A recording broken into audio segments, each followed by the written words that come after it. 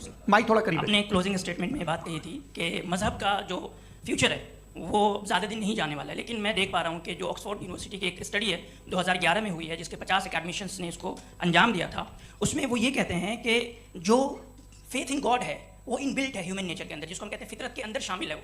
और वो ये कहते हैं कि अगर कोई ये समझता है कि मजहब को वो ख़त्म कर देगा तो ये उसकी गलत फहमी है।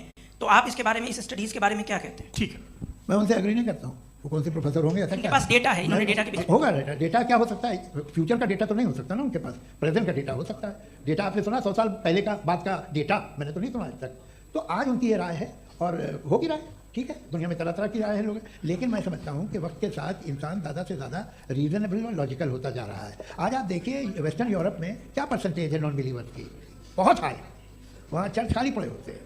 तो अल्टीमेटली तो इंसान कोई ऐसी बात बहुत अरसे तक नहीं मान सकेगा, चाहे गलत या सही, जो उसे उसके दिमाग को, उसके जहन को, उसके लॉजिक को अपील लगे। वो कह रहे हैं तो ऑक्सफोर्ड के होंगे तो कैम्ब्रिज के होंगे, तो मुझे क्या लेना देना। उनका डेटा मुस्तकबिल का नहीं हो सकता है। जी दीपक, हाँ कुछ मैं आऊँगा, अभी पीछे की साइड में आऊँगा, माइक वहीं भेजूंगा 2-3 साल के लिए। जी जावेद साहब आपसे सवाल है। नमस्ते अरे भाई सर, अगर आप ही लोग को तय करना है तो फिर 200 लोग तय कर लेंगे। नहीं sir, please don't do this sir, everybody has a right sir, but we can only take selected questions. Sir ये यंग लोग भी हैं तो इनकी ये आप यंग भाई, आप यंग हैं कि नहीं हैं? वो कह रहे हैं वो भी यंग हैं साहब, आप उनकी नौजवानी पर दावा उनको ही करने थे। हाँ मुफ्ती साहब आप यंग, हाँ पूछे।